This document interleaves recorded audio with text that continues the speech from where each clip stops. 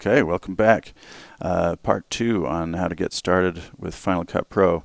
So we're going to edit a highlight video of a football game. So I've copied the footage over here. It's in this folder, Program Recordings. If you want to rename it, you can click on it once and then click on the name again. Rename that whatever you want. Football footage.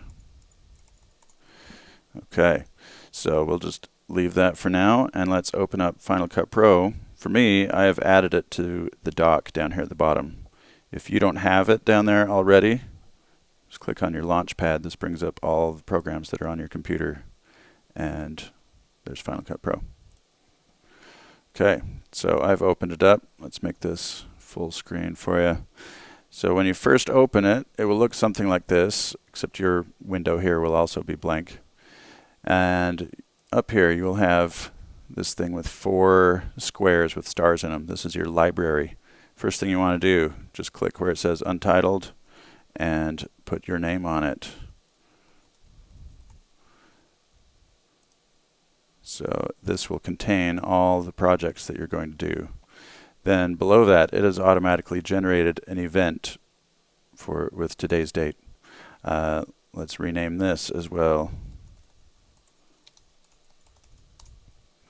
Okay, now we have everything properly named, and then everything that I do today will be fit in this. And next time, if you want to make a new project, you'll go here, File, New, Event.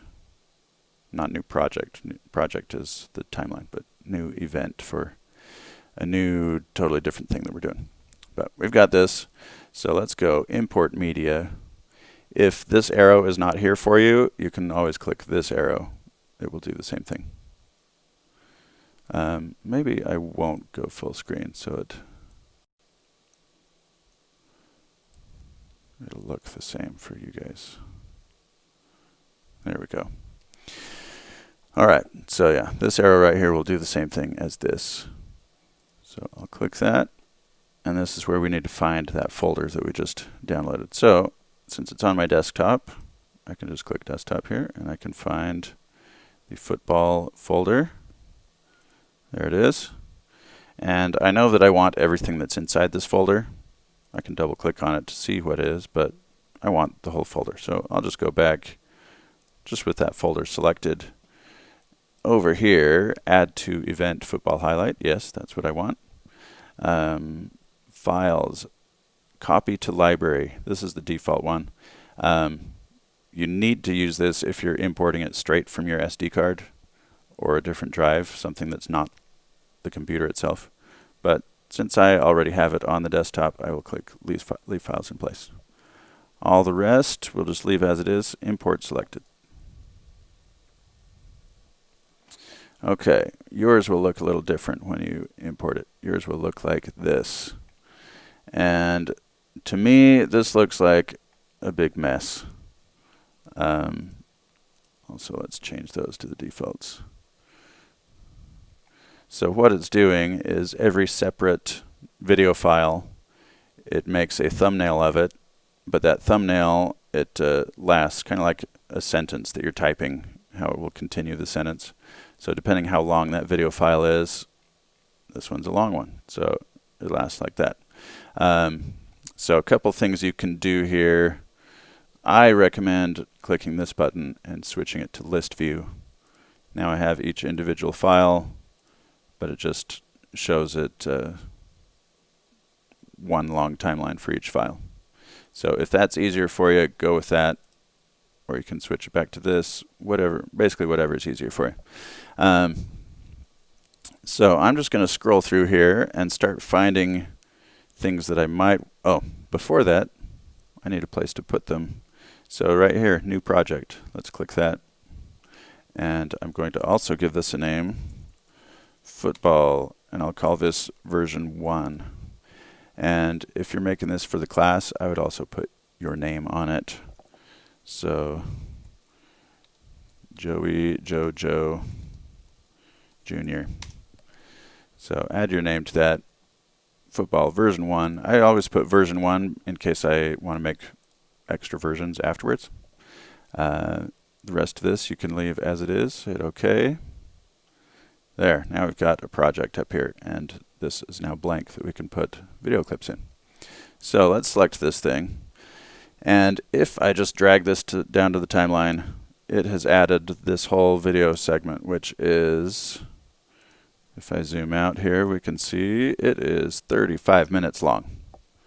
This is kind of confusing to find things in here, but I'll show you how you can do it this way. So you can scroll through here. We're looking for parts that we might want to include in the highlight video. Okay, so maybe we want the national anthem for part of it. No, let's just start with the kickoff. So let's find the kickoff here. So I'm going to click right here. I'm going to hit the space bar. It will start playing. Okay, so we're looking for right when it makes the kickoff. There we go. But we want just before that. So either I can try and drag this again, but an easier way, I'll show you here. So he kicks it off. I pause it. I'm going to hit the J key on the keyboard. I hit J, it plays in reverse, and then I hit K and it'll pause. So now I'm right where the kickoff starts, and I can move my mouse and this line will stay there. So what I want to do is switch this to blade. And then I can go here and I want to try and click right where the line is. But it's hard to get it exactly on there. So instead I'm going to turn on this feature right here called snapping. I'm going to turn that on, and now once I get close to the white line, the blade will snap right there. And I can click. Now it separates it in two separate clips.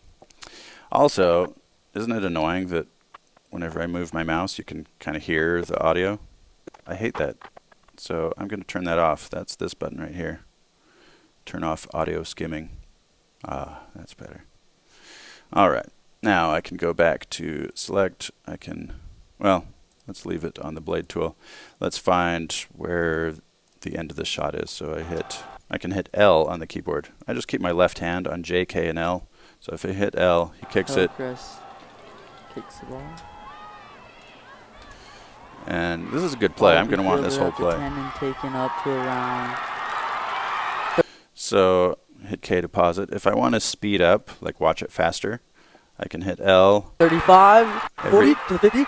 Oh, wait, 40, the 30, the 20, the 30, Every time that I hit L, it'll speed up. It'll double the speed. So that way I can go through these a little faster. Okay, then if I want that whole clip, now I click at the end, and I've got it. And I don't want any of this stuff, so let's go back to the arrow tool. I can click this one, hit delete, hit this one, hit delete, and now I just have this little piece here. Kicks the ball. Okay, so that's one way you can get stuff on. I'll show you up here if you don't want to have to deal with deleting everything, because that is kind of a pain. Let's just go through the clip up here in this window. Any other plays in this clip that I might want to use? What about, just scrolling here trying to find something might be interesting. Let's try this next one. Okay, let's say we want to get this this throw right here. So I'm going to click on it right here so the line stays there. I'm going to hit play, or the L key to play it. Okay, so if I want to start right here, hit K to pause it. I'm going to hit I, the I key on my keyboard. And that, see how it moved that yellow line right there where I was? So it marks the in point. You can also get here from the mark menu, set range start, I. So then I hit L to play it. Out. Throws the ball. Oh, he's Lets hit. it fly. And it's in. Okay. Then I pause it there, and now I can hit O for out. Also right here, mark set range end, O for out. Now I've just selected this this yellow area here inside the inside this yellow rectangle. Now I can click inside there and drag it down. If somehow the area that you've selected is too small, Number like this, if I hit I 36 was out of. and I hit O and it's just a tiny thing, can't really click and drag because it just extends it. If that's your situation, just leave it selected like that, and you can go down here and hit this button instead. And it will take whatever you selected and it'll put it at the end of the timeline. Okay, let's find one more here. Just going through here. Show me something good. Okay, let's get this running play right here. So again, play, 34 takes it and he's going. and you can hit I while it's playing too. So I just hit I there, marks the end point. Takes it and he's going around on the sideline and he's drug out of bounds at about the. I hit the O. There we go. So instead of dragging it down, I'll hit this button here, append to storyline. Now you'll notice it's kind of hard to see what I've done down here because all these clips are so short. So let's zoom in on the timeline. We can go up here to View, and we can click Zoom In to Samples, Zoom to Fit. There. Zoom to Fit makes it so you can see, basically extends all the clips so they fill the view here. And you can always hit Command minus to zoom out, Command plus to zoom in. You can also get to it over here, this button. That brings up the magnifying glass. So you can zoom in or out that way. Alright, so now we can see a little more what we have here. 35 to 40. Okay, now that I've got some things in here, I can lengthen or shorten them. If I click on the edge of the clip, see right where they meet with each other, I can click on the edge of this one. I can shorten that if I don't want it to be so long. I can shorten this one, or I can make it longer, however I want to do that. I can go to the razor blade. I can cut it into different pieces. And I can delete things in the middle. Also, I could click on this and rearrange them, put them in a different order. So now we've got something like this. Throws it. Oh, he's Let hit. it fly. And it's